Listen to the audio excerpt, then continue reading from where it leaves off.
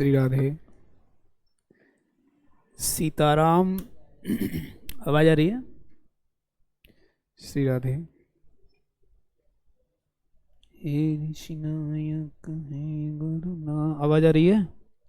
हे शंकर भगवान आपके चरणों में, हे गुरुदेव प्रणाम आपके चरणों में। तो क्या पढ़ रहे थे? फिजिक्स पढ़ रहे थे ना? हाँ, फिजिक्स पढ़ रहे थे और मोशन में क्या क्या करा दिया था? क्वेश्चन करा रहे थे। और वो क्वेश्चन शायद अब ऐसे ही क्वेश्चन होते हैं, अब आप जो है उनको करके देखिए कहीं मिले। तो सबसे पहले तो आप केवल यहाँ पे जो चीज़ें पढ़ाई जाती हैं उनको ही करते हो हैं। आपके पास एक किताब होनी चाहिए जिसमें से आप क्वेश्चन लगा के देखें हैं। जो यहाँ पढ़ रहे हो वो चीज़ें आपसे हो रही हैं कि नहीं हो रही, इसको देखने के लिए क्या होना चाहिए? किताब होनी चाहिए एक। तो एक किताब रखो अपने पास जिसमें आप देख सको कि आप जो पढ़ रहे हो वो चीज़ें आपसे हो पा रही हैं या नहीं हो पा रही। तो आज नया चैप्टर फिजिक्स का नया टॉपिक स्टार्ट करते हैं। चैप्टर का टॉपिक ही नाम दिए जाएंगे और वो रहेगा क्या? फोर्स, बल। क्या कराते हैं? बल कराते हैं। ठीक है, ठीक है। तो उसके लिए पहले तो मैं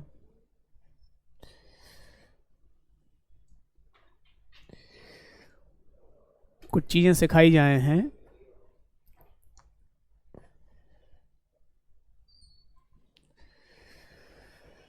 कुछ चीज़ें बल सीखने से पहले कुछ चीज़ें सिखाते हैं तुम्हें। चलो हेडिंग लिखो, संवेग। संवेग, मोमेंटम। संवेग लिखो, हेडिंग लिखो संवेग। संवेग। तो बताओ संवेग होता क्या है? अच्छा ये तो वही बात हो गई, बिना बताए और पूछने लग गए। तो संवेग होता क्या है इसको देखो। संवेग होता है कोई वस्तु है, एक वस्तु है ये, और इसका द्रव्यमान है m। क्या है? m। मास से m ले लिया है, इसका द्रव्यमान कितना है? m। और ये चल रही है, धीरे धीरे ये चल रही है। इधर मान लीजिए ऐसे चल रही है ये, इसका वेग है वो इनिशियल वेग को हम क्या ले लेते हैं? आरंभिक वेग को u ले लेते हैं, इसका वेग है u। ठीक है। और m द्रव्यमान की वस्तु है जिसका वेग u है, और ये चल रही है, आगे बढ़ जाती है, यहाँ आ जाती है और इसका वेग बदल जाता है। क्या बदल जाता है? वेग बदल जाता है, वहाँ चली गई। अब वेग कितना हो जाता है? मान लीजिए v हो जाता है, या तो ज़्यादा हो गया या कम हो गया, लेकिन वजन तो उतना ही रहेगा। वजन जितना पहले था उतना ही रहेगा वस्तु का। वेग यहाँ अलग है और वहाँ पे अलग है। ठीक है। तो जो ये क्यों चीज़ें बनी वो मैं बताऊंगा। अब यहाँ द्रव्यमान और वेग का गुणा करो। द्रव्यमान और वेग का गुणा करो। मान लीजिए ये 1 kg की है। कितना? 1 kg। 1 kg की वस्तु थी और इसका जो वेग था वो 5 था, 5 मीटर प्रति सेकंड। इसका द्रव्यमान और वेग का गुणा करोगे तो 5 एकन 5, उसको हम बोलेंगे संवेग। इसका संवेग कितना हो जाएगा? 5 हो जाएगा। कितना हो जाएगा? 5। अभी मात्रक निकालेंगे, यानी द्रव्यमान और वेग का गुणनफल क्या कहलाता है? संवेग कहलाता है। अब वहां पे वस्तु 1 किलो की ही है, वस्तु यहाँ पे 1 kg की ही है, और इसका जो वेग है वो वेग अब जो है कितना हो गया है? 8 मीटर प्रति सेकंड हो गया है। 8 मीटर प्रति सेकंड हो गया है। तो संवेग कितना हो गया? 8 एकन 8। द्रव्यमान गुणा वेग 8 एकन 8। संवेग कितना हो गया? 8। संवेग बढ़ा के घट गया, बढ़ रहा है संवेग। ये संवेग का कंसेप्ट क्यों कर रहे हैं हम, ये चीजें बताएंगे अभी। तो यहाँ देखो कि जो संवेग होता है वो क्या होता है? किसी वस्तु के द्रव्यमान और वेग के गुणनफल को हम क्या कहते हैं? संवेग कहते हैं। लिख लीजिए इसको, डेफिनेशन लिख लो पहले। किसी वस्तु के द्रव्यमान, किसी वस्तु के द्रव्यमान और वेग, द्रव्यमान और वेग के गुणनफल को, द्रव्यमान और वेग के गुणनफल को उसका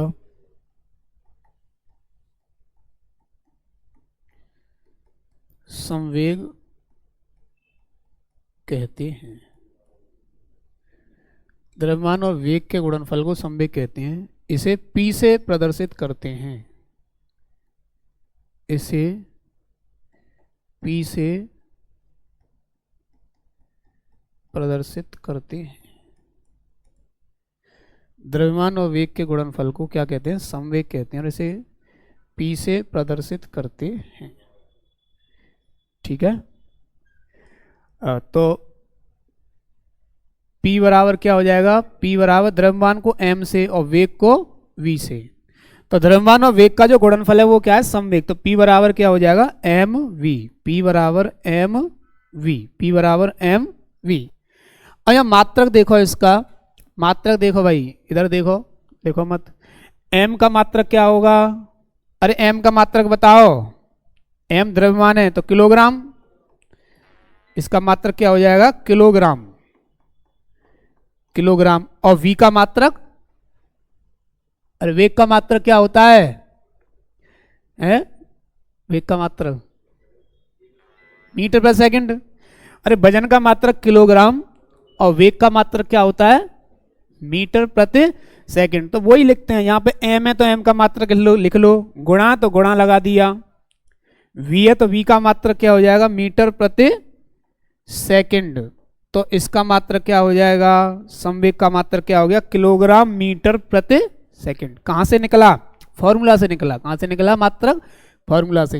हाँ भाई, फॉर्मूला से कैसे निकल रहा है? द्रव्यमान का मात्रक किलोग्राम और वेग का मात्रक मीटर प्रति सेकंड। तो संवेग का मात्रक क्या हो गया? किलोग्राम मीटर प्रति सेकंड। यानी जितने भी आए फॉर्मूला में राशियां, उन सब का मात्रक लिख दो, जो कटे उसको काट दो, उसका मात्रक बन जाएगा जिस भौतिक राशि का आप जो है पढ़ रहे हो। तो इसका मात्रक क्या होगा? किलोग्राम मीटर प्रति सेकंड। संवेग तुम्हें बताया जिसमें व आ जाए, ड आ जाए, तो वो सब राशियां क्या होती हैं? सदिश होती हैं। ज़्यादातर 99% जो है होता है। दूसरा समवेग, इसमें देखो वेग आ रहा है, यहाँ पे क्या आ रहा है? वेग। जैसे आपने विस्थापन पढ़ा, विस्थापन के बाद वेग पढ़ा, वेग में क्या आ रहा था? विस्थापन आ रहा था, विस्थापन सदिश तो वेग भी सदिश था। त्वरण पढ़ी, त्वरण में वेग आ रहा था तो त्वरण भी सदिश थी। यहाँ भी वेग आ रहा है, तो संवेग कैसी राशि है? लिख लो, यह सदिश राशि है। कैसी राशि है? सदिश। यह सदिश राशि है। यह सदिश राशि है। ठीक है। तो संवेग, अब इसका अनुप्रयोग क्या है मैं अभी बताऊंगा। इतना लिख लिया, आगे एक चीज और लिखो। अब लिखो आवेग। आवेग और लिख लो आवेग। क्या लिखोगे? आवेग।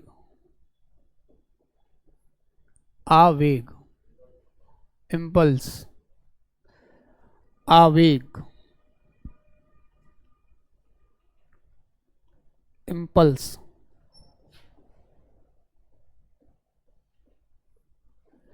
आवेग क्या होता है? अरे आवेग देखो भाई, जैसे अभी संवेग कितना था? 5 था। यहां पे संवेग कितना था? 5 किलोग्राम मीटर प्रति सेकंड। और ये हो कितना गया? 8 किलोग्राम मीटर प्रति सेकंड हो गया। अरे संवेग का मात्रक क्या है? संवेग का मात्रक क्या है? किलोग्राम मीटर प्रति सेकंड है। 5 से 8 हो गया। 5 से कितना हो गया? 8 हो गया। संवेग परिवर्तन कितना हुआ? संवेग में कितने का परिवर्तन हुआ? 3 का परिवर्तन हुआ। इसी को आवेग कहते हैं। संवेग में जो परिवर्तन हो रहा है वो क्या है? आवेग के बराबर। संवेग परिवर्तन ही आवेग कहलाता है। तो आवेग कितना होगा?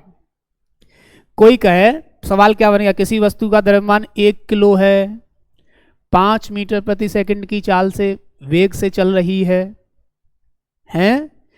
कुछ समय बाद उसका वेग 8 मीटर प्रति सेकंड हो जाता है, तो आवेग क्या होगा? अरे आरंभ में संवेग कितना था? 5 एकन 5। लास्ट में संवेग कितना हो गया? द्रव्यमान गुणा वेग। वेग 8 हो गया है, द्रव्यमान 1 ही किलो है, 8 हो गया संवेग। 5 से 8 हो गया, तो परिवर्तन कितना? 3 का। तो आवेग कितना? 3। लिखो, संवेग परिवर्तन ही आवेग कहलाता है। संवेग परिवर्तन ही आवेग कहलाता है। संवेग परिवर्तन ही आवेग कहलाता है।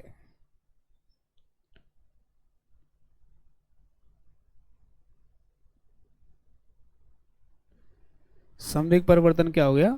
आवेग। सेम संवेग परिवर्तन, सेम मात्रक, सेम राशि, सेम, ठीक है। अरे मात्रक तो सेम हुआ। अरे 5 किलोग्राम मीटर प्रति सेकंड से कोई चीज 8 हो गई, कितनी हो गई? 8 केजी मीटर प्रति सेकंड हो गई। तो परिवर्तन कितना हुआ? परिवर्तन कैसे निकालोगे?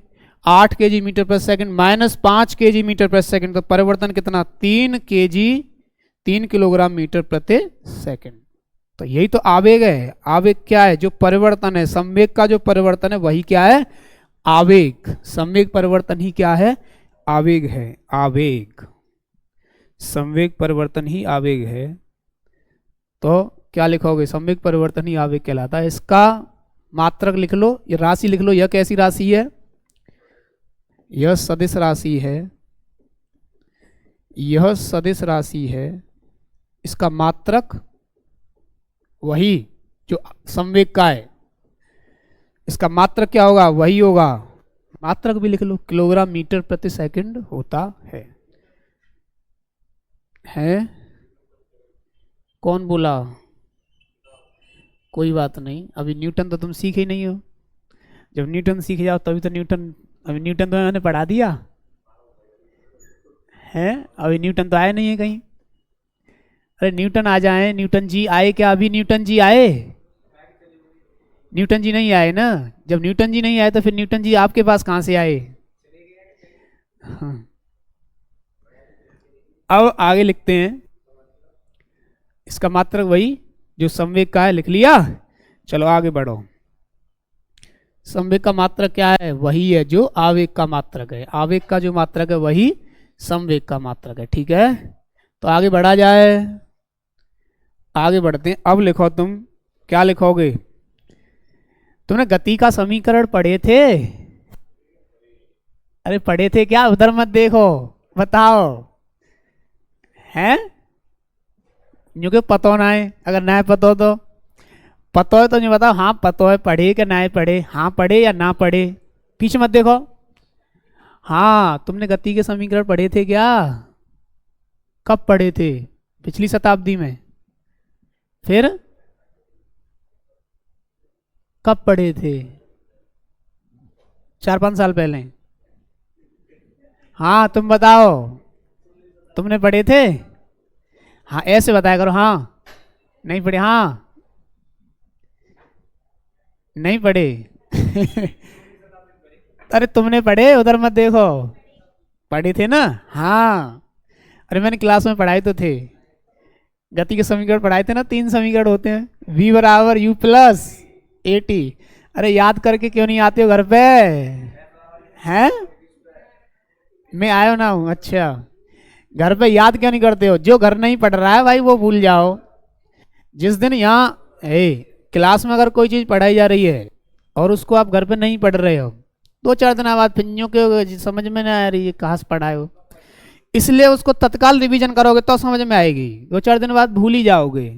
अब तुम जाके पढ़ोगे तो करे 4-5-6 दिन आएंगे जब पढ़ाई जे, अब जब पढ़ लूँ वो याद नहीं आएगा। अरे जो तो केस समझाई हम तो पता ही ना चल रही। इसलिए तत्काल रिवीजन करो घर पे जाके। कब करो? जो आज क्लास में पढ़ाई जा रही हैं चीज़ें उनका रिवीजन आज ही करो जाके, ठीक है। हाँ अब लिखो, गति के समीकरण पढ़े थे, 3 समीकरण होते हैं। है ये लिखवाए नहीं थे मैंने, सवाल कराए थे। v बराबर u प्लस AT, देखो इनको लिख रहे हैं कि नहीं? s बराबर ut plus half AT square, क्या लिख रहे हैं कि नहीं? देखो किताब में है। v स्क्वायर बराबर u स्क्वायर प्लस 2s। हाँ बताओ भाई, है ना? इन्होंने बताया कि हाँ पढ़े, तो बहुत अच्छा, पढ़े तो पढ़े। अब हमने गति के, ये क्या है? ये गति के हैं समीकरण। क्या है? गति के समीकरण। अब गति के हम क्या पढ़ेंगे? नियम पढ़ेंगे। क्या पढ़ेंगे? नियम, गति के नियम। लिखो भाई, गति के नियम है, लिखो गति के नियम।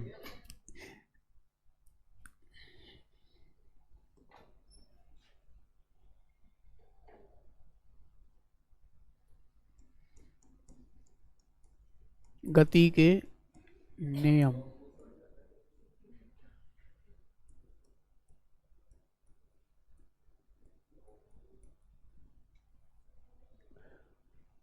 गति के नियम पढ़ेंगे, क्या पढ़ेंगे? कल पूछूं मैं गति के नियम पढ़े कि हमन ना पढ़े, कल आके ये कह देना है, ठीक है? कल पूछे ना गति के नियम पढ़े क्या, कि हमन ना पढ़े, ये कह देना है। कल पूछूं तो मना कर देना, ठीक है? गति के नियम किसने दिए? न्यूटन नाम के एक महान वैज्ञानिक हुआ है, उन्होंने दिए। किसने दिए? लिख लो, न्यूटन ने दिए। किसने दिए? न्यूटन नामक वैज्ञानिक ने दिए।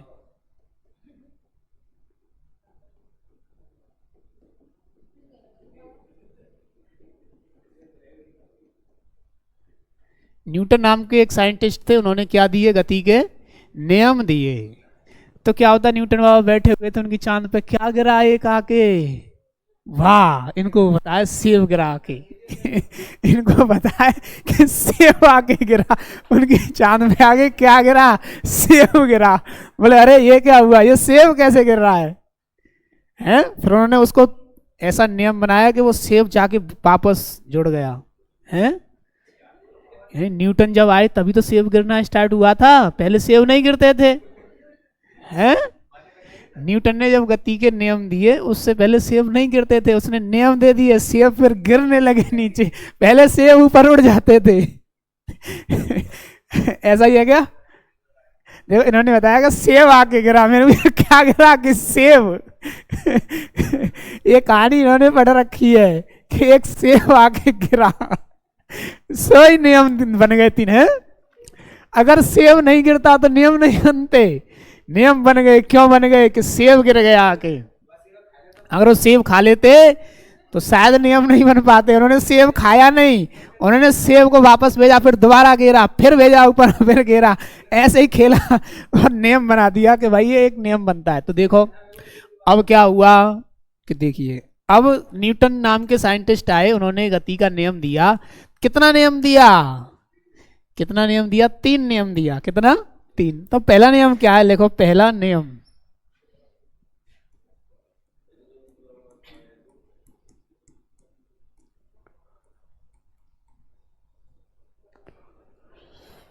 पहला नियम आ रहा है,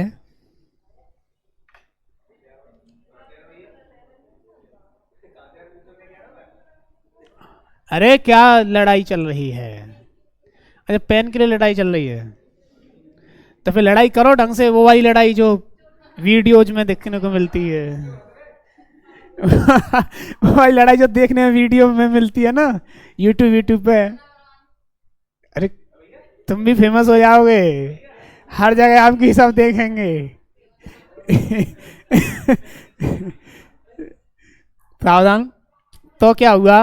न्यूटन जी क्या बोले? न्यूटन जी बोले कि ये सेब ऊपर से गिरा, अब गिर के यहाँ पे पड़ा हुआ है, अभी ऊपर क्यों नहीं जा रहा है? ये गिरा मेरे सर पे, गिर के वहां पड़ गया, अब ये यहाँ से हिल भी नहीं रहा है, हैं?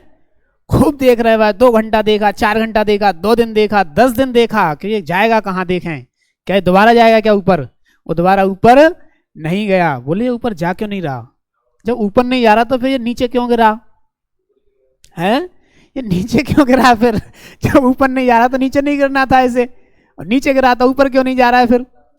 तो उन्होंने देखा कि बहुत सारी चीजें उन्हें दिखाई दी। क्या दिखाई दिया? बहुत सारी चीजें जो अपना एक एक स्थान पर रखा हुआ था, हैं? बहुत सारी चीजें रखी हुई थी भाई, समझ लो ढंग से, और वो चीजें ऐसे ही रखी हैं, वो चीजें हिल भी नहीं रही हैं, अपनी जगह से दूसरी जगह जा भी नहीं रही हैं। ऐसा नहीं है कि रात में ये कुर्सी यहाँ रखी थी और कल आके देखा तो ये कुर्सी यहाँ से वहां पे बैठ के उस कुर्सी से बात कर रही है, ऐसा नहीं हुआ यानी कुर्सी यहाँ थी, ये यहीं रही, ये टेबल यहाँ थी, ये टेबल यहीं रही, वो सारी चीजें जो उसने देखी कल जहाँ पे थी वहीं पे रखी हैं, और जहाँ पे है वहीं रहना चाहती हैं। एक 50 किलो, एक क्विंटल की लकड़ी का टुकड़ा था, वो वहीं पे था। न्यूटन ने उसमें धक्का लगाया आके, और वो जो धक्का लगाने पे वो क्या है, वो चाह रहा है कि मैं वहीं पड़ा रहूं। वो क्या है, उसके धक्का का, उसने धक्का लगा रहा है, उसका विरोध कर रहा है, वो नहीं चाहता कि मैं कहीं जाऊं। समझ भाई से, वो लकड़ी का टुकड़ा जहां रखा हुआ है वो वहीं रखा है, वहीं रखा रहना चाहता है। उसमें जब उससे कह रहे हैं भाई यहाँ से वहां चला जा, वो नहीं जा रहा। वो क्या कह रहा है, मैं यहीं रहूंगा। बोले अच्छा नहीं जाएगा। तो जब उसको कहेंगे भाई चला जा, कहने से नहीं जा रहा है, और जब उसे कहेंगे अच्छा नहीं जा रहा, जबरदस्ती करने जाएंगे, तो जबरदस्ती करेंगे। जब किसी के साथ जबरदस्ती करते हैं तो वो क्या करता है, जबरदस्ती किसी को खींचो तुम, तो वो क्या करता है, अपने आप को पीछे नहीं खींचता क्या, यानी वो भी ताकत लगाता है। यानी वो उसको हम एक स्थान से, एक व्यक्ति खड़ा है गोले में, उसको हम धक्का लगा के अब उसको हटाना चाहते हैं, तो वो उसकी स्थिति जहाँ पे है वो उसका विरोध करेगा। क्या करेगा, विरोध। विरोध का मतलब वो उसको बिना ताकत के हम हटा नहीं सकेंगे। कोई अगर व्यक्ति विरोध कर रहा है तो ताकत लगानी पड़ेगी हटाने के लिए। क्या लगानी पड़ेगी, ताकत, बल लगाना पड़ेगा, है। तो फिर समझो इन चीजों को, बड़ा मतलब व्याख्या कर रहे हैं इन चीजों की, कि कोई भी वस्तु किसी भी अवस्था में है, दो अवस्था तुमने पढ़ी, गति की और विराम की, वो उसी अवस्था में रहना चाहती है। अगर विराम में है तो विराम में रहना चाहती है, और गति में है तो गति में रहना चाहती है। कब तक, यानी जब तक कि उस पर कोई बल न लगाया जाए। अगर इस कुर्सी पे हम या इस पर बल लगाएंगे तभी ये अपनी अवस्था में परिवर्तन होगा, है। बिना बल के ये अपनी अवस्था को नहीं बदलेगा। यानी ये विराम की अवस्था में है, ये कब तक विराम में रहेगा, ये हमेशा विराम में ही रहना चाहता है। हमेशा किस में रहना चाहता है, विराम में। और इसको कैसे बदल सकते हैं, बल लगा के इसकी अवस्था को बदला जा सकता है।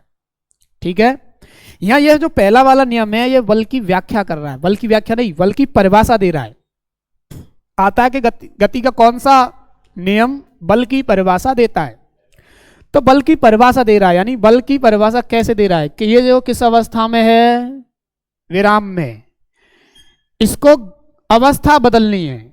अवस्था बदलने के लिए किसकी आवश्यकता पड़ेगी, बल की। यानी जो किसी की अवस्था को बदल दे उसी को हम क्या कहेंगे, बल। यानी ये यहां से इसकी अवस्था बदलने के लिए क्या आवश्यकता पड़ी, बल की आवश्यकता पड़ी। किसकी आवश्यकता पड़ी, बल की। तो बल क्या है, बल जो है किसी वस्तु की अवस्था को बदल देता है। देखो कैसे बदलता है, कोई गेंद, फुटबॉल आ रही है, बहुत तेज आ रही है चलती हुई, अब वो गति की अवस्था में, किस अवस्था में है, गति। आगे से आपने बल लगाया और उसको रोक दिया, विराम की अवस्था हो गई कि नहीं हो गई। यानी गति की अवस्था विराम में कर दी। अब जिसने की उसका नाम क्या दिया गया, बल दिया गया। किस, क्या नाम दिया गया, बल। बोले ये अवस्था बदली किससे, बल से। किससे बदली, बल से बदली, बल से बदली। ठीक है, अब एक मैच चल रहा है और अभी जो है कल दोहरा शतक, दूसरे लगातार दूसरे मैच में यशस्वी जायसवाल ने दोहरा शतक लगा दिया है। इससे पहला जो मैच था उसमें भी 200 प्लस बनाए और इसमें भी नाबाद 214 बनाए शायद, है। तो कल जो है दोहरा शतक लगा दिया यशस्वी जायसवाल ने।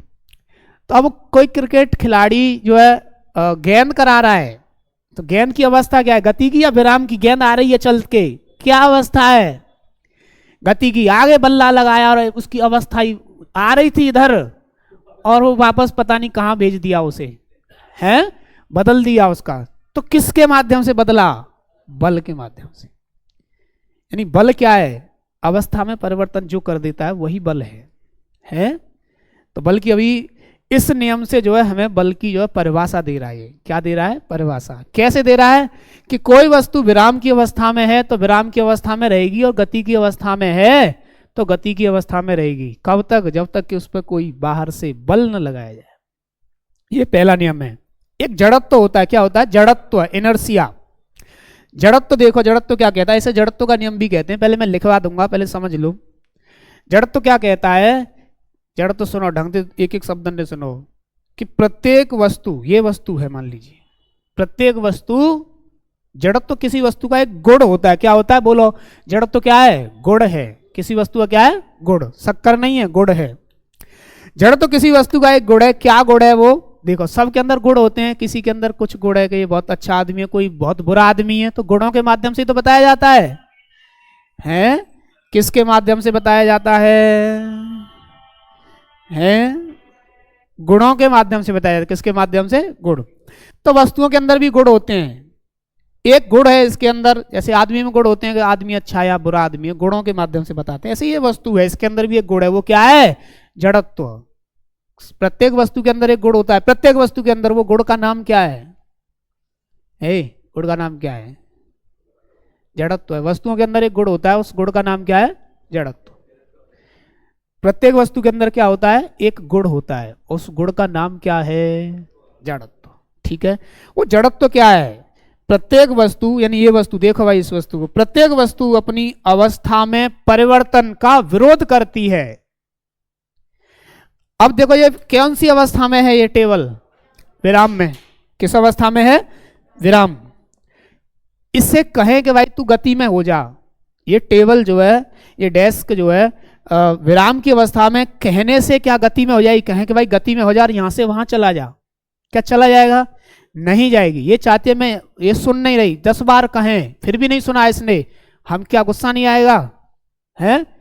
अरे भगवान राम जब समुद्र के सामने पहले उससे विनती कर रहे हाथ जोड़ के कि हे समुद्र देवता, हमें लंका जाना है, आप हमें क्या दे दीजिए? रास्ता दे दीजिए। वो सुना नहीं, बैठ रहे हाथ जोड़ के। 1 दिन बैठे रहे, 2 दिन बैठे रहे। सुनो, देखो इस बात को। इससे हम डेस्क से कह रहे हैं, आज कहा भाई चला जा उधर, फिर कहा चला जा भाई, 100 बार आज कहा, 100 बार कल कहा, 100 बार परसों कहा डेस्क से कि भाई वहां चला जा, हैं? ये फिर भी नहीं गया, तो क्या क्या कहेंगे? अच्छा गुस्सा नहीं आती है? अच्छा, हमारी बात की अवहेलना की जा रही है, अब इसको जबरदस्ती उधर कर दो, उठा के फेंक दो। हैं? अरे गांव में किसी से कहो भाई देख ऐसे ऐसे अपना देख, यहाँ से रास्ता दे दे, ये रास्ता है, इसको तू बंद क्यों कर रहा है, इस रास्ते को क्लियर कर दे। नहीं किया, फिर दूसरी बार कहा, तीसरी बार कहा, नहीं कहा, अच्छा ठीक है जबरदस्ती इसके सामान वामान इसको फेंक दो, वाला रास्ता जबरदस्ती निकाला जाए। हैं? ऐसे ही भगवान राम क्या बोले, 3 दिन तक बातें कहते रहे, भाई रास्ता दे दे, रास्ता दे दे। कितने दिन कहा उन्होंने? 3 दिन। पता है ना ये सबको? नहीं पता। किसको नहीं पता था ये? पहले नहीं पता था तुम्हें? पता ही नहीं था। अब कितने दिन तक कहा उन्होंने? 3 दिन। विनय न मानत जलधि जड़, गए 3 दिन बीत, बोले राम सकोप तव, भय बिन होए न प्रीत। रामायण की चौपाई है। भगवान राम कहते हैं कि बिना भय के कोई, मतलब कितना भी निवेदन करते रहो, हैं? एक मैंने पोस्ट किया था, क्या पोस्ट किया था, यानी कि किसी के अंदर गुण है, अच्छे गुण, अच्छे गुणों को लोग तब तक नहीं मानते जब तक बल का, ताकत का डर नहीं होता उनको। खौफ ताकत का होता है तो सारे गुणों को मानते हैं, लेकिन किसी के अंदर बहुत अच्छे गुण हैं, बल की कमी है, लोग उसे मानेंगे ही नहीं। हैं? तो धैर्य, क्षमा, बहुत सारे गुण हैं, उनको बल, बिना बल के डर से नहीं मानते। ऐसे ही राम कह रहे हैं कि बोले राम सकोप तब, भय बिन होए न प्रीत। बिना भय के जो कितना भी तुम किसी से वो करते रहो, तो भय नहीं। बोले अच्छा ठीक, उन्होंने धनुष बाण निकाले, बोले ठीक है हम तुम्हें एक ही बाण में सुखा देंगे पूरा। हैं? ऐसे ही इससे कहा जाए, गुस्सा आया कि नहीं आया? क्रोध आया। है? बोले राम सकोप तब, भगवान राम जब क्रोध में आके बोले। ऐसे ही हम इससे कहें 4 दिन तक डेस्क से कहते रहे, उन्होंने 3 दिन कहा, हम इससे 10 दिन तक कहते रहे और ये नहीं माने, तो फिर हम क्या कहेंगे? ऐसे जबरदस्ती उठा के वहां रख दिया जाए। हैं? और जब रखेंगे तो ये विरोध करेगी, ये भी अपनी ताकत दिखाएगी पूरी। है? अगर ये 100 कुंटल की बन जाए और किसी आदमी से कहा कैसे उठा के वहां रख दो, तो कैसे रखेगा 100 क्विंटल वाली को? हैं? इसलिए ये क्या करेगी? इसे बताओ, ये विराम की अवस्था में इसे गति में करेंगे तो ये क्या करेगी? ये विरोध करेगी। क्या करेगी? विरोध। यानी ये विराम की अवस्था और गति की अवस्था, ये क्या हो रहा है? अवस्था परिवर्तन हो रहा है। हाँ भाई, विराम की अवस्था से गति बनाई जा रही है, तो क्या हो रहा है? अवस्था में परिवर्तन। तो अवस्था में परिवर्तन का ये क्या कर रही है? विरोध कर रही है। किसके कारण? जड़त्व के कारण। है? प्रत्येक वस्तु अपनी अवस्था में परिवर्तन का विरोध करती है अपने जड़त्व के कारण। ठीक है, तो जड़त्व क्या होता है? जड़त्व है किसी वस्तु का वह गुण जिसके कारण वह अपनी अवस्था में परिवर्तन का विरोध करती है। ठीक है, तो एक गुण है इसके अंदर, वो कौन सा गुण है? जड़त्व। क्या गुण है? इसे चलाएंगे तो वो विरोध करेगी, यानी अवस्था में परिवर्तन का विरोध किसके कारण करती है वस्तु? जड़त्व के कारण। ठीक है, अब यहां देखो कि ये वस्तु, इस दोनों नियमों को जोड़ते हैं। पहला नियम ये कह रहा है, न्यूटन ने ये सीधे सीधे दिया था, जड़त्व का नियम तो किसने, शायद उसने दिया है। ये पहला नियम ये दिया कि अगर कोई वस्तु गति की अवस्था में है तो गति में रहना चाहती है, और विराम में है तो विराम में रहना चाहती है। कब तक चाहती है ये बात? जब तक कोई बाहर से बल न लगाए, यानी इस पर बल नहीं लगाया जाएगा तो ये विराम में ही रहेगी, और बल लगाओगे तो ये अवस्था बदल सकती है। ठीक है ना, ये बात समझ में आई? पहला नियम, अगर बोलो एक बार, अगर कोई वस्तु विराम की अवस्था में है तो वह विराम में ही रहेगी, और यदि गति की अवस्था में है तो गति में रहेगी, जब तक कि उस पर कोई बाह्य बल न लगाया जाए। ठीक है, ये पहला नियम है। तो जड़त्व से कैसे जोड़े इसे? जड़त्व का नियम क्या कहता है? जड़त्व का नियम ये कहता है कि प्रत्येक वस्तु अपनी अवस्था में परिवर्तन का विरोध करती है? अवस्था में परिवर्तन का विरोध कर रही है। विरोध का मतलब उसे जबरदस्ती बल के माध्यम से अवस्था परिवर्तन कराई जा रही है, बल लगा के। प्रत्येक वस्तु अपनी अवस्था में परिवर्तन का विरोध कर रही है। अवस्था परिवर्तन करने के लिए क्या, किसकी आवश्यकता पड़ रही है? जिसकी आवश्यकता पड़ रही है वही बल है। किसी वस्तु की अवस्था परिवर्तन करना है, वो विरोध कर रही है? क्यों कर रही है? जड़त्व के कारण। अवस्था में परिवर्तन जिसके माध्यम से हो रहा है वही बल है। ये बल की डेफिनेशन निकल रही है इस नियम से। क्या निकल रही है? डेफिनेशन कि अगर किसी वस्तु की अवस्था परिवर्तित करनी है तो किसकी आवश्यकता पड़ेगी? बल की। तो बल क्या है? बल किसी वस्तु की अवस्था में परिवर्तन कर देता है। बल की डेफिनेशन पता चली? बल क्या है? किसी वस्तु की अवस्था में परिवर्तन जो कर दे। अवस्था क्या है? गति की है तो विराम में कर दे, विराम वाली को गति में, अरे विराम में बैठी है, बल लगाया इसको गति में कर दिया, और गति वाली को बल लगाया विराम में कर दिया। तो बल क्या है? जो किसी वस्तु की अवस्था में परिवर्तन कर दे। अभी बल की डेफिनेशन लिखाऊंगा, अभी और जोड़ूंगा इसमें। अभी इतना सीखे, अवस्था में जो परिवर्तन कर रहा है वो क्या है? बल। तो प्रत्येक वस्तु जो गति में है, गति में रहना चाहती है, और विराम में है तो विराम में रहना चाहती है। कब तक? जब तक कि उस पर बाह्य बल न लगाया जाए। दूसरा जड़त्व तो क्या कह रहा है कि प्रत्येक वस्तु अपनी अवस्था में परिवर्तन का विरोध करती है। प्रत्येक वस्तु अपनी अवस्था में परिवर्तन का विरोध करती है, यानी यदि विराम में है तो विराम में रहना चाहती है, और गति में है तो गति में रहना चाहती है। वही बात जड़त्व तो कह रहा है, अवस्था में परिवर्तन का विरोध कर रही है। विरोध करने का मतलब बल के माध्यम से ही अवस्था परिवर्तन होगा। ठीक है, तो लिखो, ये पहला नियम है। पहला नियम क्या है? यदि कोई वस्तु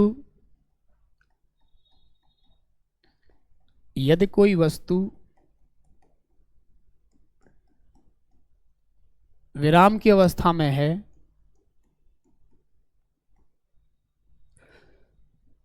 विराम की अवस्था में है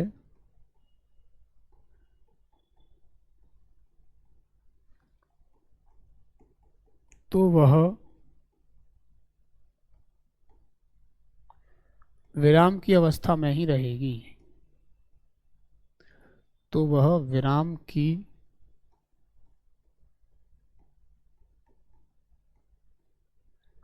अवस्था में ही रहेगी।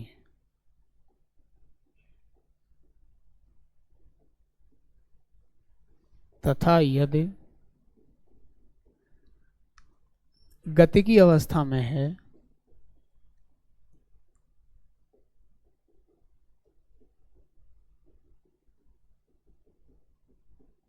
तो वह गति की अवस्था में ही रहेगी।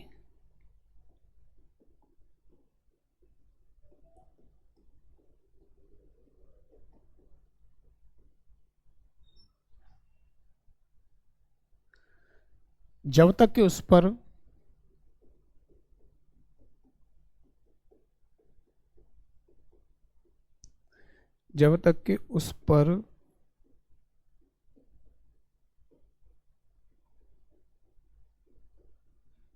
कोई बाह्य बल न लगाया जाए। यदि कोई वस्तु विराम की अवस्था में है तो विराम की अवस्था में ही रहेगी, और यदि गति की अवस्था में है तो गति की अवस्था में ही रहेगी जब तक कि उस पर कोई बाह्य बल न लगाया जाए। ठीक है, ऐसे लिखो, इसे जड़त्व का नियम भी कहते हैं। इसे या इस नियम को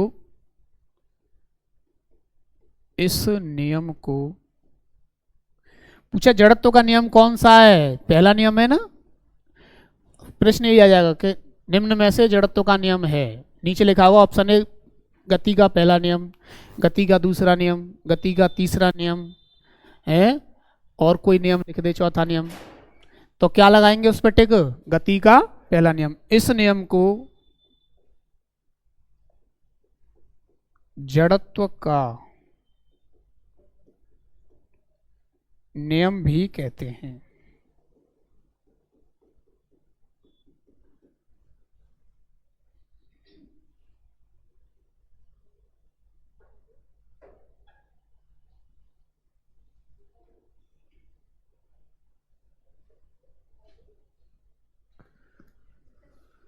अब लिखो, इसे जड़त्व का नियम भी कहते हैं।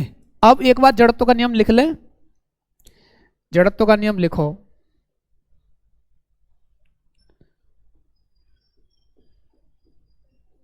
जड़त्व का नियम,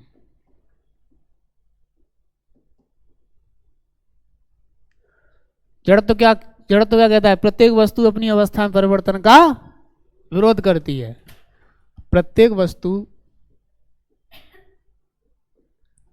प्रत्येक वस्तु अपनी अवस्था में परिवर्तन का विरोध करती है।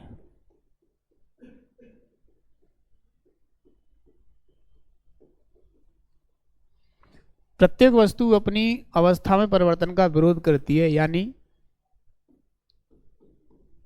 यानी यदि विराम में है तो विराम में रहना चाहती है, तो विराम में ही रहना चाहती है।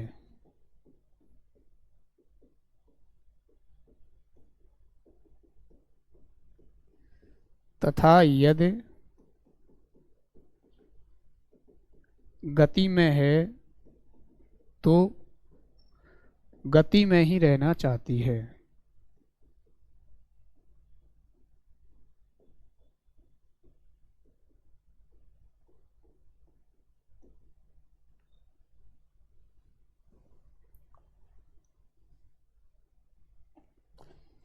देखो, जड़त्व तो कहता है कि गति की वस्तु गति में रहना चाहती है और विराम की वस्तु विराम में रहना चाहती है। इधर सुनो, इधर दोबारा इन दोनों को रिलेट करते हैं। जड़त्व तो क्या कह रहा है कि विराम की वस्तु किस में चाह रही है? विराम में रहना। और गति की वस्तु किस में चाह रही है? गति में रहना। और हमारा पहला नियम क्या कह रहा था कि वस्तु गति में है तो गति में रहेगी, विराम में है तो विराम में रहेगी। वो क्यों रहेगी? वो चाहती है रहना। पहला नियम कह रहा था गति में है तो गति में रहेगी। देखो, यदि कोई वस्तु विराम की अवस्था में तो विराम में ही रहेगी, गति में है तो गति में ही रहेगी। और ये क्या कह रहा है जड़त्व? जड़त्व कह रहा है कि यदि विराम में है तो विराम में ही रहना चाहती है, चाहती है रहना इसलिए रहेगी, और गति में है तो गति में रहना चाहती है। प्रत्येक वस्तु अपनी अवस्था में परिवर्तन का विरोध करती है। विरोध का मतलब बिना बल के नहीं हो रहा अवस्था परिवर्तन। ठीक है, पीछे वाला भी यही कह रहा है कि अगर अवस्था परिवर्तन करना है तो बाह्य बल की आवश्यकता पड़ेगी। जब तक कि उस पर कोई बाह्य बल न लगाया जाए तब तक अवस्था परिवर्तन नहीं होगा। पहला नियम भी यही कह रहा है, जड़त्व भी यही कह रहा है। इसलिए पहले नियम को क्या कहा जाता है? जड़त्व का नियम। पहला नियम फिर तो समझो है, बस इतना सवाल आएगा कि पहले नियम को जड़त्व का नियम भी, जड़त्व का नियम किसे कहते हैं? पहले वो कहते हैं। है नहीं आया? अच्छा, आ गया है। अरे देखो कौन दिया है। हाँ, गैलीलियो ने दिया है। गैलीलियो नहीं दिया है। प्रत्येक वस्तु अपनी अवस्था में परिवर्तन का विरोध करती है, यानी विराम में है तो विराम में रहना चाहती है, गति में है तो गति में रहना चाहती है। इस नियम को लिख लो, इस नियम को गैलीलियो ने दिया था। इस नियम को गैलीलियो ने दिया था।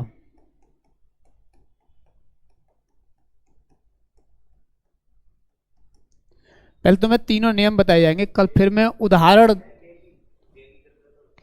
गैलीलियो, गैले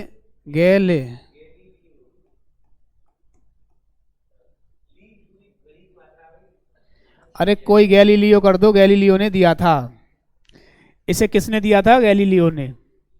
ठीक है, आगे लिखो। जड़त्व का नियम तो तुमने देख लिया, जड़त्व एक बार देख लें। जड़त्व क्या होता है? जड़त्व लिखो, हेडिंग, हेडिंग लिखो जड़त्व।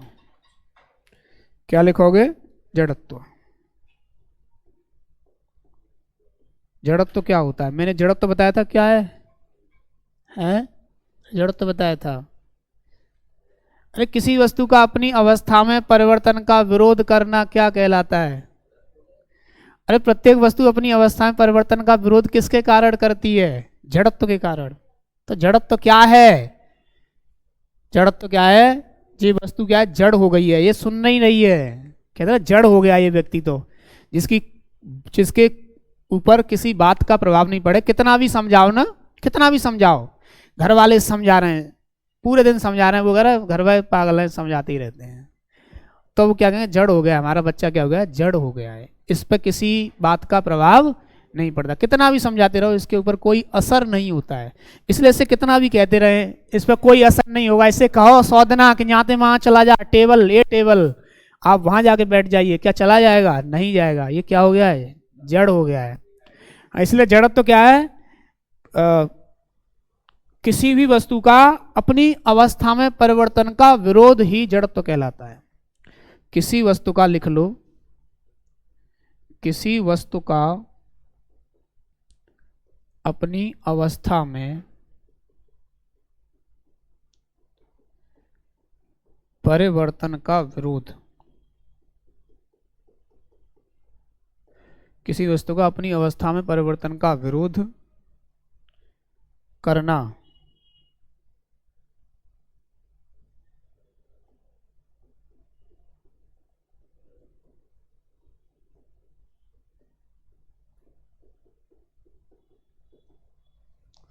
इतना ज़्यादा तुम पढ़ रहे हो, बहुत ज़्यादा पढ़ रहे हो, इतना ज़्यादा जरूरत नहीं है। हाँ कोई बात नहीं। अब यहाँ एग्जाम्पल देखते हैं जड़त्व के। अब उदाहरण देखो। अब जड़त्व 3 प्रकार का मिलेगा। कितने प्रकार का? 3 प्रकार का। एक जड़त्व होगा विराम का, यदि वस्तु विराम में है तो विराम में रहना चाहती है, विराम का जड़त्व। वो जड़त्व के कारण ऐसी चल रही है तो वो चलते रहना चाहती है, बात कहे रुक जा, रुकती नहीं है, कहने से नहीं रुकती। कितना 100 दिन कहते रहो, रोज कहो, वो रुकेगी नहीं। इसलिए वो भी जड़त्व है, गति का जड़त्व है। उसे गति का घमंड है। इसे किसका घमंड है? अपने विराम का। उसे गति का घमंड है। एक को दिशा का घमंड होता है, दिशा का जड़त्व होता है। जैसे एक बस जा रही है, ऐसे क्या जा रही है? बस जा रहा है, एक बस जा रही है, ये बस है, एक ये जा रही है, और ये रास्ता है ना, रास्ता, ये रास्ता बन रहा था, ये रास्ता ऐसे मुड़ रहा है? तो बस इस पे जो चल रहा है, बस ये रास्ता है, ये सफेद पट्टी नहीं लग रही है? पट्टी है ये सफेद, ऐसे रास्ते पे यही पट्टी है। ये हाईवे है, हाईवे दिख गया? हाईवे दिखाई दे रहा है कि नहीं दिखाई दे रहा? ये हाईवे दिखाई दे रहा है आप लोगों को? ये हाईवे पर बस चल रही है, और बस बहुत ऐसे मोड़ दिया उसे, ऐसे उसे ऐसे मोड़ दिया, तो आदमी क्या, आदमी ऐसे झुक जाएंगे। देखा ना तुमने कैसे झुक जाएंगे? वो क्या चाहते हैं? वो भी ये दिशा में परिवर्तन हो रहा है। ये दिशा है ना, दिशा बदल रही है। वो नहीं चाहते मेरी दिशा बदले, वो क्या चाहते हैं? जिस दिशा में चल रहा है ना, उसी दिशा में चलना चाहते हैं। इसलिए तीन तरह का जड़त्व मिलेगा तुम्हें। कैसे जड़त्व मिलेगा? तीन तरह का। एक जड़त्व क्या होगा? विराम का जड़त्व। किसका? विराम का जड़त्व। दूसरा क्या होगा? गति का जड़त्व। तीसरा क्या होगा? दिशा का जड़त्व। ये सब पहले नियम के उदाहरण हैं, लेकिन पहले नियम के उदाहरण तीन जगह बांट दिए। तीनों उदाहरण मिला दिए जाएं तो फिर क्या हो जाएगा कि वो सब मिलके पहला नियम का उदाहरण। अब यहां देखिएगा, हाँ भाई, बस ठाड़ी है, बस खड़ा हुआ है। अब बस में आदमी बैठे। कौन बैठे? आदमी बैठे। और ड्राइवर ने चालू अवस्था में खड़ी है, एक साथ उसमें रेस दे दिया, तो आदमी का क्या होगा? पीछे झुकेंगे कि नहीं झुकेंगे? हैं? अब वो दूसरा जड़त्व। पहले विराम में, वो किस में है? विराम में। किस में है? विराम में। बस एक साथ गति में हो गया, तो आदमी किस में रहना चाहता है? फिर दोबारा बताओ, आदमी किस में थे जो बस में बैठे? विराम में। हैं? अरे एक साथ झटका लगता नहीं, पीछे नहीं हो जाते? पीछे हो जाते कि नहीं हो जाते? कभी हुआ है ऐसा? ऐसा हुआ है कभी पीछे हो जाते हैं? हाँ, तो देखो, बातें मत करो। फिर देखो कि खड़ी बस को एक साथ जब चलाते हैं तो फिर यात्री जो होते हैं वो क्या होते हैं? पीछे की ओर झुके जाते हैं। ऐसे ही कोई मान लीजिए कई जगह ऐसे झटके लगते हैं। तुमने देखा होगा मूवियों में देखा होगा कि आदमी एक ऐसी वो है, आदमी बैठे हैं उसमें और ऐसे चलती है वो उल्टी हो जाती है, सीधी हो जाती है। आदमी बैठे हैं, 4-6 आदमी बैठे हुए हैं, वो ऐसे चल रही है उसमें, तो उसमें एक साथ जब चलती है तो फिर आदमी पीछे की ओर झुक जाते हैं उसमें भी है। तो यानी कि आदमी झुक क्यों रहे हैं, इस बात को समझो। ये सब तुम्हें पता चल जाएगा जब उदाहरण तुम्हारे सामने आएगा कि आदमी जो है, ये आदमी बनाते हैं एक, ये कहाँ बैठा हुआ है? ये आदमी बस में बैठा हुआ है। कहाँ बैठा हुआ है? बस पे खड़ा हुआ है।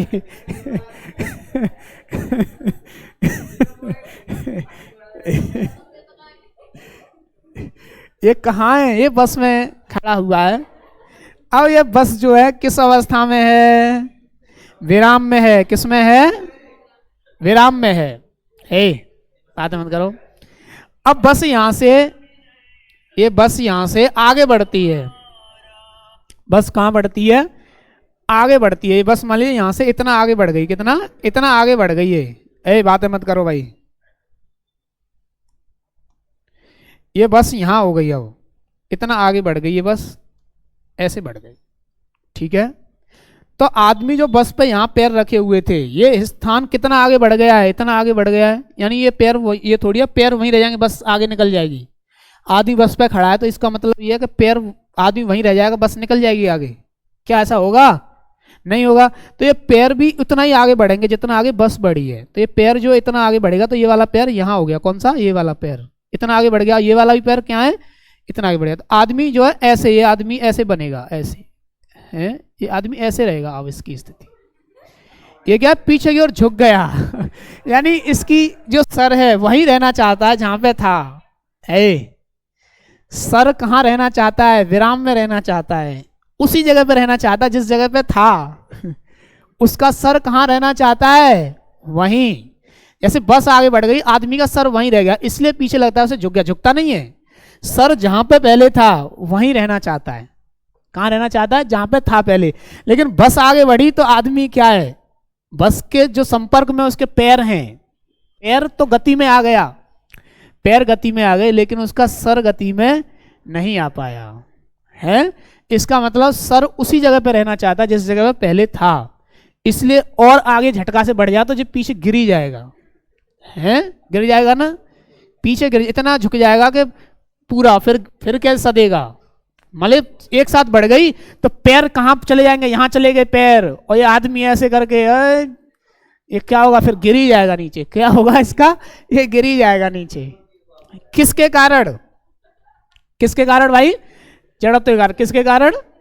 विराम के जड़त्व के कारण। फिर दोबारा बताओ, उसका सर क्या चाहता है? विराम में रहना चाहता है। बस आगे बढ़ी लेकिन सर उसी जगह रहना चाहता है। इसलिए क्या हुआ, वो जो है झुक जाएगा पीछे की तरफ।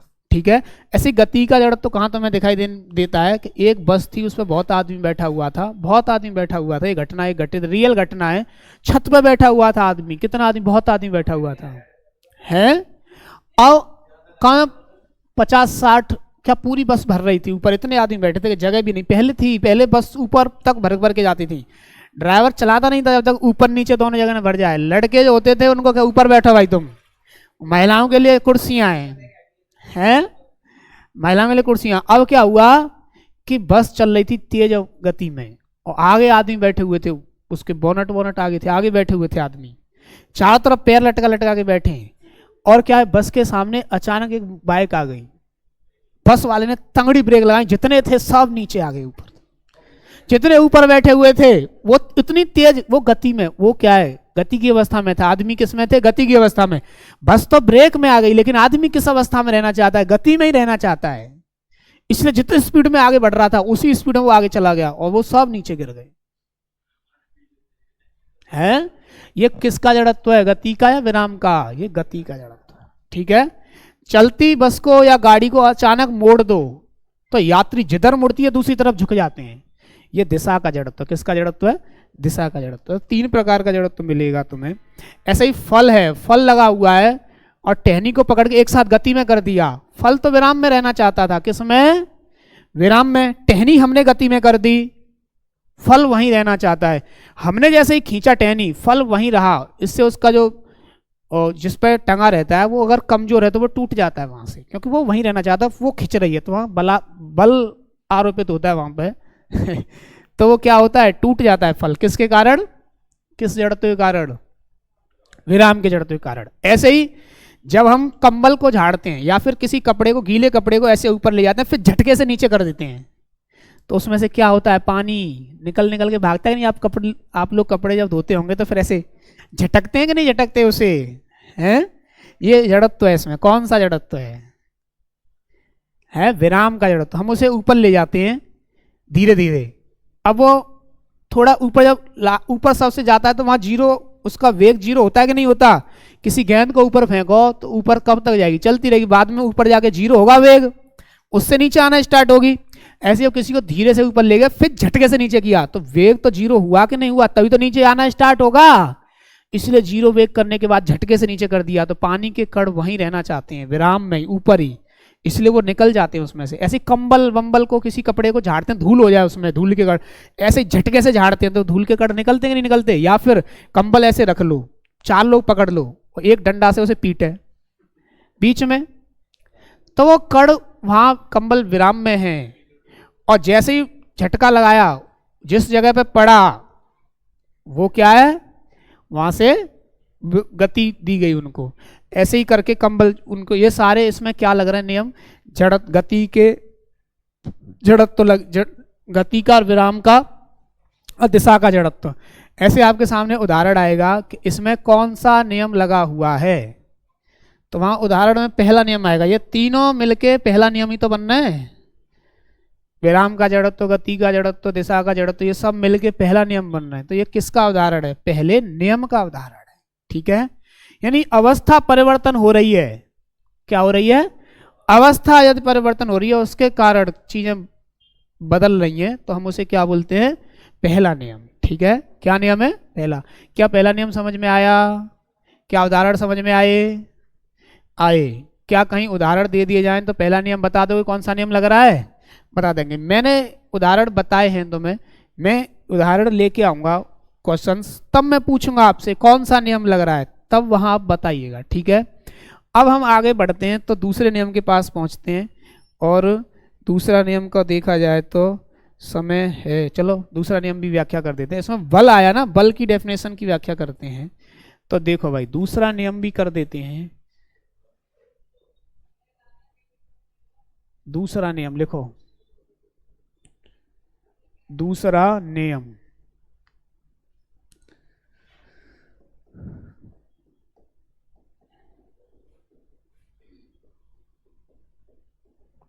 कितने छोटे छोटे नियम है, इतना देख, 1 घंटे के थे, 3 नियम में करा था, आज 3 नियम कराएंगे, आज ही करा देंगे 3 नियम, कोई बात नहीं। दूसरा नियम लिखो, दो तरह से लिखते हैं।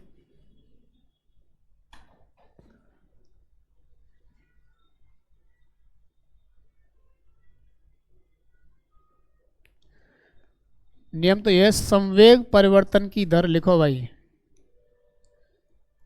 संवेग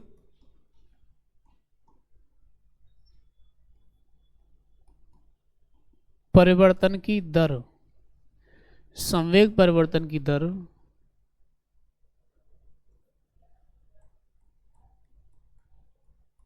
आरोपित बल के, संवेग परिवर्तन की दर आरोपित बल के अनुक्रमानुपाती, संवेग परिवर्तन की दर आरोपित बल के अनुक्रमानुपाती होती है, या लिख लो बल के बराबर होती है। बल के बराबर, अनुक्रमानुपाती से याद न रहे तो संवेग परिवर्तन की जो दर होती है वो बल के बराबर होती है। यहाँ बल की व्याख्या हो गई कि बल कितना होता है।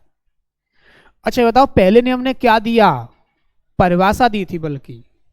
ये व्याख्या कर रहा है कि बल कितना होता है, किसी वस्तु पर कितना बल लगा, 5 न्यूटन, 10 न्यूटन, या न्यूटन निकल के आएगा वो है। तो बल की व्याख्या कर रहा है कि बल कितना होता है, बल के बराबर। बल कितना होता है, किसके बराबर होता है बल? कौन सा नियम बल की व्याख्या करता है? दूसरा नियम। पहले नियम में लिख लीजिए, यह नियम बल की परिभाषा देता है। पहले नियम में लिख लो, पहला नियम, या कहीं भी लिख लो, गति का पहला नियम बल की परिभाषा देता है। लिख लीजिए, पहला नियम क्या करता है? बल की परिभाषा देता है। इसमें लिख लो, दूसरे नियम में लिख लो, दूसरा नियम बल की व्याख्या करता है।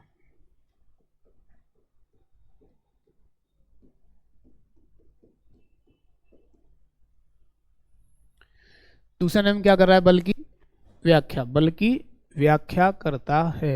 ये नियम क्या करता है? बल की व्याख्या। ठीक है, तो देखो भाई,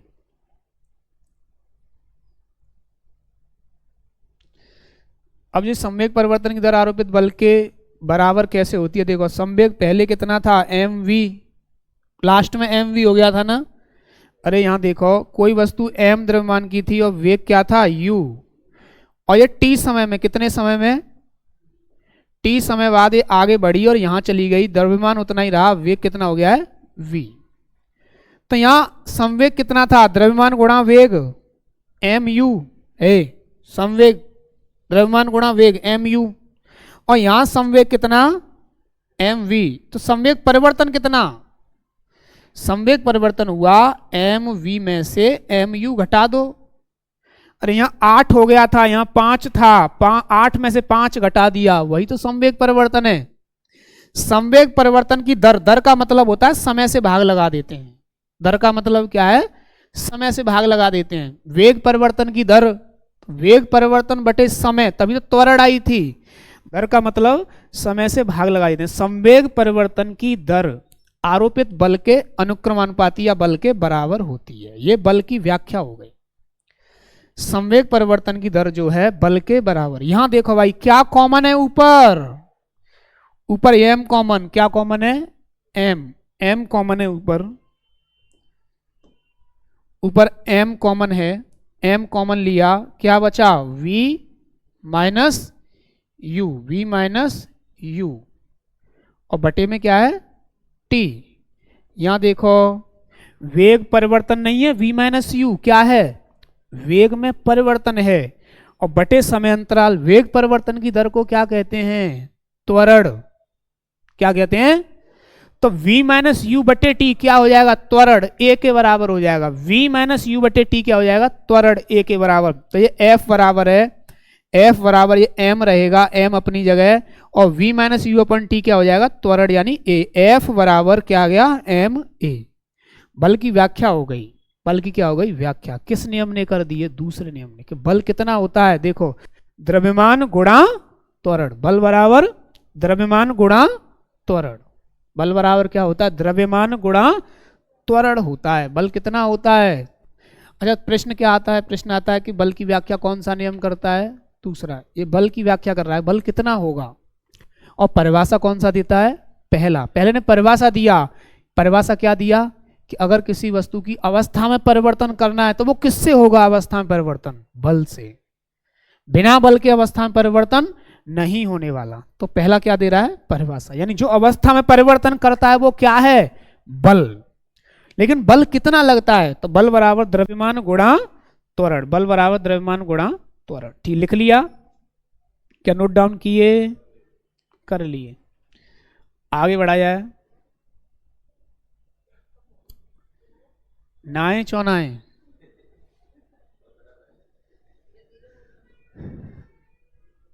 जिस सब चीज याद करके आप पेपर, तुम्हें टेस्ट की तो पता ही होगा, शनिवार वाले दिन क्या है, टेस्ट है।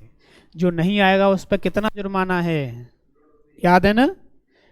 शनिवार वाले दिन जो नहीं आएगा उस पर जुर्माना कितना है, 100 रुपये का जुर्माना है। उसकी कोई और तर्क नहीं सुना जाएगा। क्या नहीं सुना जाएगा, तर्क, कि हम चौनाए आए, वहाँ को तर्क नहीं है। हम कैसे ना आए, 100 रुपये लेके ही आना है। यहाँ ये मत कहना कि अरे हम समझा देंगे उनने कि हम माँ गए और हमें हम माँ, अरे हम बीमार है गए, पुआ खाए हुए गए, ये सुना नहीं जाएगा। पुआ बुआ खाने गए, कहाँ गए, कुछ नहीं सुना जाएगा। 100 रुपये अपने आप लेके आना, ठीक है। ये मत कहना बहुत जरूरी काम था इसलिए नहीं आए, कितना भी जरूरी हो क्या करना पड़ेगा, 100 रुपये लाना पड़ेगा, ठीक है। हाँ, इसलिए ये मत कहना तुमने बताया नहीं, जरूरी काम है, कैसा भी काम है। F बराबर क्या आया, एम ए, F बराबर एम ए आया, यही आया ना। अब इसका मात्रक बनाते हैं, क्या बनाते हैं, मात्रक। तो बल का एम का मात्रक बताओ, बताओ भाई, एम का मात्रक किलोग्राम, क्या है, किलोग्राम। और त्वरण का मात्रक क्या होता है, मीटर प्रति सेकंड स्क्वायर। तो बल का मात्रक क्या हो गया है, किलोग्राम मीटर प्रति सेकंड स्क्वायर, किलोग्राम मीटर प्रति। देखो सामने बन रहा है मात्रक, पूछता है। अच्छा मैंने एक चीज नहीं बताई तुम्हें, विमीय सूत्र और पूछता है, विमीय सूत्र। मैं यहाँ विमीय सूत्र भी बताऊंगा। तो यहाँ देखो बल का मात्रक क्या हुआ, एम का मात्रक किलोग्राम और ए का मात्रक मीटर प्रति सेकंड स्क्वायर। तो बल का मात्रक क्या हुआ, इन दोनों के मात्रक लिख दो, किलोग्राम मीटर प्रति सेकंड स्क्वायर, किलोग्राम मीटर प्रति। ये मात्रक ही तो पूछने आते हैं, तुम्हारे टेस्ट में तो कम से कम 2 मात्रक पूछने आएगा। किलोग्राम, ये मात्रक पूछने आते हैं, किलोग्राम मीटर प्रति सेकंड स्क्वायर। तो लिखो इसका मात्रक, इसका मात्रक किलोग्राम मीटर प्रति सेकंड स्क्वायर होता है।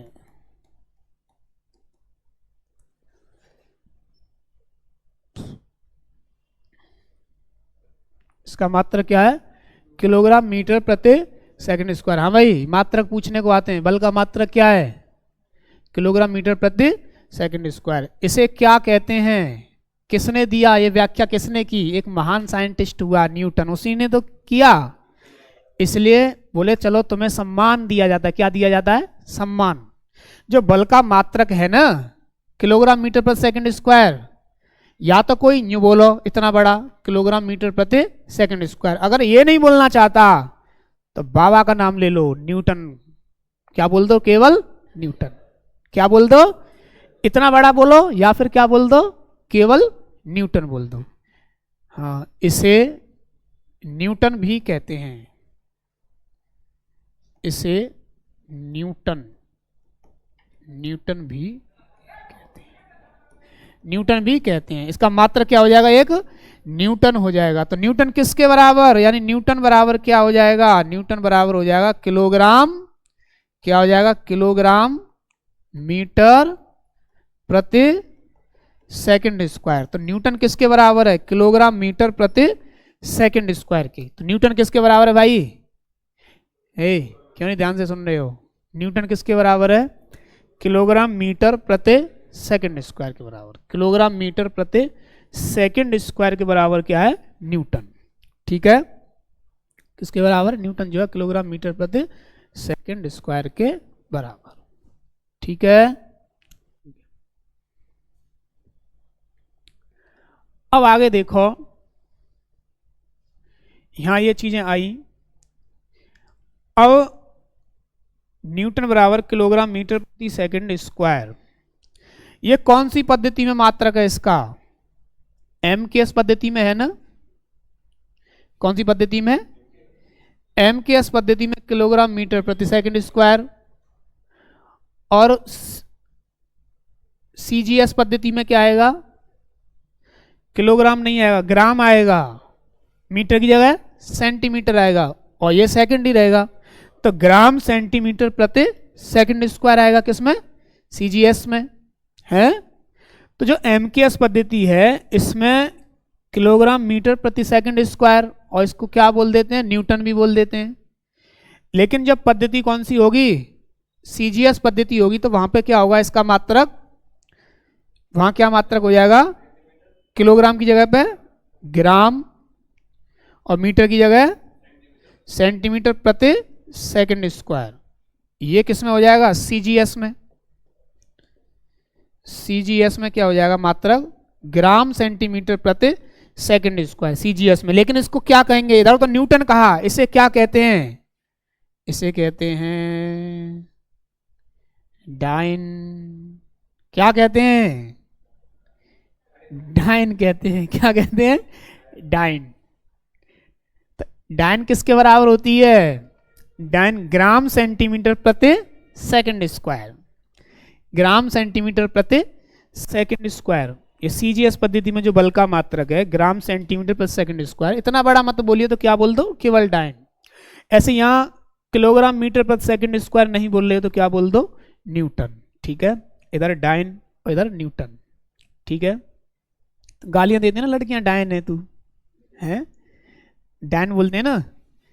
ऐसे ही अब डाइन मत बोला करो, अभी बताएंगे न्यूटन बोलना भी है। अब यहाँ देखो, देखो भाई, आगे बढ़े, इसको आगे बढ़ाऊं। न्यूटन और डाइन के में जो संबंध है वो देखते हैं, आगे बढ़ते हैं। देखो भाई, करते हैं आगे। ओके, कि किलोग्राम मीटर प्रति सेकंड स्क्वायर, ये क्या था? ये न्यूटन है। बात मत करो। इसका किलोग्राम को ग्राम बनाओ तो 1 किलोग्राम में कितना ग्राम? 1 किलोग्राम में कितना ग्राम? तो किलोग्राम की जगह ग्राम लिखो तो किलोग्राम की जगह कितना ग्राम आएगा? 1000 ग्राम। ऐसे बदलते हैं मात्रक। किलोग्राम की जगह ग्राम लिखेंगे तो कितना ग्राम लिखेंगे? 1000 ग्राम। मात्रक बदलना सीखो, 1000 ग्राम। मीटर की जगह सेंटीमीटर बनाओ तो कितना सेंटीमीटर? मीटर की जगह लिखेंगे तो 100 सेंटीमीटर लिखेंगे। देखो ये मीटर है, इसकी जगह कितना सेंटीमीटर लिखेंगे? 100 सेंटीमीटर। और बटे में तो सेकंड स्क्वायर है ही, वो तो बदलना ही नहीं है, बटे सेकंड स्क्वायर। अरे 3 जीरो और 2 जीरो, कितना जीरो हुआ? अरे गुणा करो 1000 का 100 का तो कितना आएगा? 5 जीरो आएगा। और 5 जीरो का मतलब 10 की घात 5 है। तो 10 की घात 5 गुणा, भाई देखो संख्या का गुणा संख्या से होता, मैंने बताया नहीं था? 10 की घात 5, और ये ग्राम सेंटीमीटर आ गए अलग, ग्राम और ये सेंटीमीटर बटे में सेकंड स्क्वायर। ठीक है, तो ये किलोग्राम मीटर पर सेकंड स्क्वायर को क्या बोलते हैं? न्यूटन बराबर 10 की घात 5 तो है ही, और ग्राम सेंटीमीटर पर सेकंड स्क्वायर को क्या बोलते हैं? पीछे देखो, ग्राम सेंटीमीटर पर सेकंड स्क्वायर को क्या बोलते हैं? डाइन बोलते हैं। क्या बोलते हैं? डाइन। तो 1 न्यूटन में कितनी डाइन होती हैं?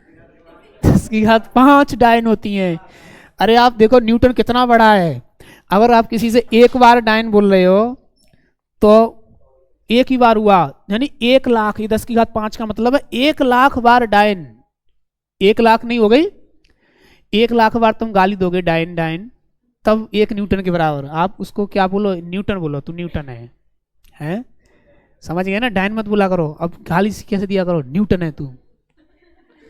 1 लाख चली गई डाइन एक साथ, तो 1 लाख डाइन है, एक डाइन नहीं 1 लाख डाइन के बराबर है। ठीक है ना? 1 न्यूटन किसके बराबर है? 1 लाख। 10 की घात 5 का मतलब 1 लाख डाइन। तो 1 न्यूटन में कितनी डाइन होती हैं? 10 की घात 5 डाइन। ठीक है, इतना समझ में आया? नहीं आ रहा है? आ रहा। क्या बदलना सीखे? अब क्या बोला करोगे, इनसे क्या कहोगी तुम, बोलो एक बार न्यूटन। हाँ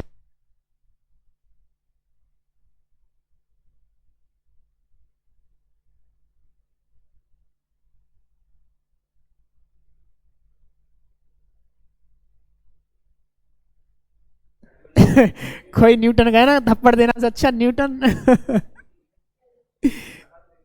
हाँ भाई, अब लिखो बल। ए, एक न्यूटन में कितनी डाइन। अब लिखो बल क्या होता है, तुमने अब फोर्स की डेफिनेशन लिखाते हैं। फोर्स, अब लिखो फोर्स की डेफिनेशन, फोर्स यानी बल। क्या लिखोगे, बल। बल की डेफिनेशन लिखिएगा, जिसे हम क्या कहते हैं, फोर्स कहते हैं। फोर्स क्या है, बल क्या है।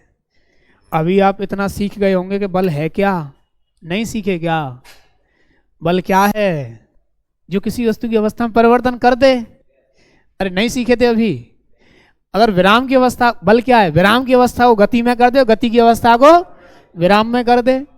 लेकिन मैंने एक उदाहरण और दिया था कि 10 कुंटल का है एक पत्थर, वो आदमी से 100 कुंटल का, आदमी से कहा गया ऐसे उठा के रख दो, हनुमान जी होते तो रख देते, लेकिन वो आदमी से कहा गया, वो आदमी पे हिल भी नहीं रहा है। अब बल तो लगाया उसने, है क्यों नहीं सुन रहे, बल तो लगाया लेकिन पत्थर तो नहीं हिला। तो बल तो अवस्था में परिवर्तन करता है, फिर ये अवस्था में परिवर्तन क्यों नहीं हुआ। अगर वही हनुमान जी से कहा जाता कि आप जो इस पत्थर को हिला दीजिए, तो वो उसे क्या उठा के ले आते। यानी ये दीवार है, ये दीवार में मैं धक्का लगाऊं तो क्या ये दीवार गिर जाएगी, नहीं गिरेगी। लेकिन यही धक्का अगर किसी मशीन, बुलडोजर बाबा हमारे योगी जी हैं, वो जो है आदमी से धक्का नहीं लगवाते मकानों में, वो बुलडोजर से धक्का लगवाते हैं। बुलडोजर ले जाओ और धक्का लगाओ। कोई भी यूपी के अंदर जो वो सीधे न्यायालय तक जाने की जरूरत नहीं होती है। अगर किसी ने कोई अच्छा कर्म किया है तो उनको ये तोहफा मिलता है, बुलडोजर उनके घर जाती है सीधे। तो यूपी के अंदर ये चीजें चल रही है ना, तुमने सुना होगा, नहीं सुना, बुलडोजर वाला नहीं सुना है। बुलडोजर घर ने तोड़ देती है सारे, नहीं सुना, इन्होंने सुना भी नहीं है, हैं तुमने नहीं सुना। सीधे बुलडोजर आती है, जेसीबी, जेसीबी का नाम सुना है, सीधे जाती है, वो घरों को फोड़ देती है, पता है ना ये बात। हाँ, इनको बताओ क्यों फोड़ती है उन घरों को, बताओ ना इनको क्यों फोड़ती है वो। हाँ, जिनके अंदर अच्छे अच्छे गुण होते हैं उनके घर फूट जाते हैं। तो अब बल क्या है, देखो अब इसमें बुलडोजर अगर बल लगाए दीवार में तो गिर जाएगी, अगर आदमी लगाए बल तो नहीं गिर रही है। यानी बल का परिमाण पर डिपेंड कर रहा है कि ताकत कितनी लगाई जा रही है। सुनो, तो बल ने एक तो क्या किया था, इसको मैंने खींचा, खींच के भी ये अवस्था में परिवर्तन हो रहा है। एक में इसमें धक्का लगाऊं, दो ही तरीके हैं, या धक्का लगाओ या खींचो, या धक्का लगाओ या खींचो। यानी बल क्या है, वह धक्का या खिंचाव।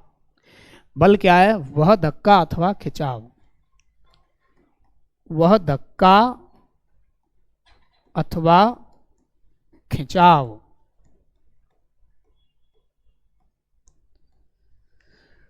बल क्या है, वह धक्का अथवा खिंचाव। कौन सा, जो किसी वस्तु की अवस्था में परिवर्तन कर दे। अवस्था कितनी, दो, गति की अवस्था और विराम। बल क्या है, जो किसी वस्तु की अवस्था में परिवर्तन कर दे, या फिर सुनो इधर सब लोग, अरे दीवार में धक्का लगाया आदमी ने, वो दीवार हिल नहीं पाई, लेकिन बल ने क्या किया, प्रयास तो किया ना। जो किसी वस्तु की अवस्था में परिवर्तन कर देता है या परिवर्तन करने का प्रयास करता है। दीवार बदली नहीं अपनी स्थिति से, अवस्था में परिवर्तन नहीं हुआ, लेकिन बल ने प्रयास तो किया है। तो बल की एक छोटी सी डेफिनेशन, ये डेफिनेशन तो बहुत देर से तुम पहले नियम में पढ़ ही चुके हो, ये डेफिनेशन पढ़ चुके हो ना, गति का पहला नियम पढ़े थे, वहां डेफिनेशन तो दे ही रहा है। वो क्या दे रहा है, बल की परिभाषा कौन दे रहा है, गति का पहला नियम दे रहा है, दूसरे ने व्याख्या किया कि बल कितना। अब हम बल की परिभाषा को देख रहे हैं एक बार कि बल की परिभाषा वाकई में है क्या। मैं तुम्हें ना लिखाऊं तो पहले नियम में तो लिख गई बल की परिभाषा, लेकिन मैं अलग से फिर भी लिखा रहा हूं। सारी चीजें बल के बारे में पढ़ ली, परिभाषा भी पढ़ लें। वह धक्का अथवा खिंचाव जो किसी वस्तु की अवस्था में परिवर्तन कर देता है या परिवर्तन करने का प्रयास करता है। वह धक्का अथवा खिंचाव जो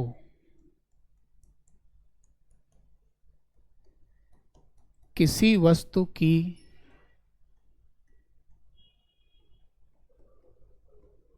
अवस्था में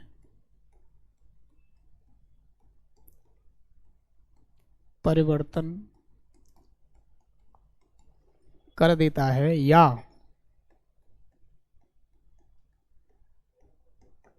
परिवर्तन करने का प्रयास करता है।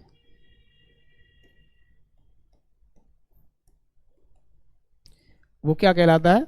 बल। क्या कहलाता है भाई? बल कहलाता है। क्या कहलाता है? बल। तो बल समझिए, अरे जो अवस्था में परिवर्तन कर दे वही बल है, या न कर पावे तो करने की कोशिश करे। ठीक है, इसे किसने परिभाषा दी है? न्यूटन ने दी है ना बल की परिभाषा। अब बल की परिभाषा उसने दी, बल की व्याख्या भी उसने करी। क्या बल का मात्रक उसके नाम पे नहीं हो सकता? इसलिए बल का मात्रक क्या हो गया है? न्यूटन। और एक न्यूटन कितने के बराबर होता है? 1 किलोग्राम मीटर प्रति सेकंड स्क्वायर। न्यूटन किसके बराबर है?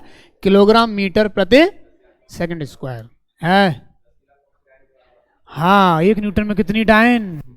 1 लाख डायन। और 1 लाख में क्या जीरो? 5 जीरो, इसलिए 10 की घात 5 डायन। घबरा मत जाओ, डायन का नाम सुन के घबरा जाओ। डायन। देखो लड़कियां के लिए अगर तुम ये आपस में अगर डायन शब्द का प्रयोग कर रहे हैं तो लड़कों के लिए न्यूटन का प्रयोग किया करें। तू न्यूटन, तुम गाली दिया करोगे तू न्यूटन है।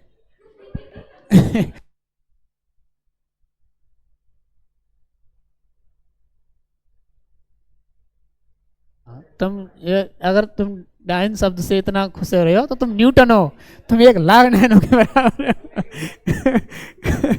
तुम न्यूटन हो तुम।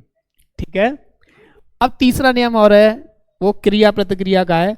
जैसे आप किसी वस्तु पर ताकत लगाएंगे तो वो भी आप पे लगाती है। जैसे गेंद को जमीन में मारा तो गेंद ने जमीन को, धरती को नीचे धक्का लगाने की कोशिश किया। धरती बोली अच्छा हम पे धक्का जितना लगा रही है उतना हम लगाएंगे। और धरती ने जैसे थोड़ा धक्का लगाया, गेंद बहुत ऊपर चली गई है। अरे नीचे गेंद मारा लेकिन गेंद कहाँ चली गई? ऊपर चला गया। इसलिए ऐसी आप किसी गेंद को दबाओ, थोड़ा दबाएंगे तो कम ताकत लगेगी, और ज्यादा लगाएंगे तो गेंद भी ज्यादा ताकत लगाएगी। इसलिए आपके हाथों में दर्द होगा, आपको बहुत मतलब रोकना पड़ेगा। अगर गेंद को दबा दिया है तुमने और उसको दबा के ही रखना चाहते हो तो तुम्हें ताकत जो लगानी पड़ेगी, तुम्हें समझ रहे हैं ना? इसलिए क्रिया के बराबर क्या होती है? प्रतिक्रिया होती है। लिख लो तीसरा नियम, लिखो तीसरा। ये क्या तीसरा है? कल लिखवाएं, कल उदाहरणों के साथ में लिखवाएंगे हैं। तीसरा नियम लिख लीजिए, आज कल कराते हैं। आज के लिए इतना ही पर्याप्त है। ठीक है, अब ये बताओ कि भाई आज के लिए इतना ही पर्याप्त है। धन्यवाद।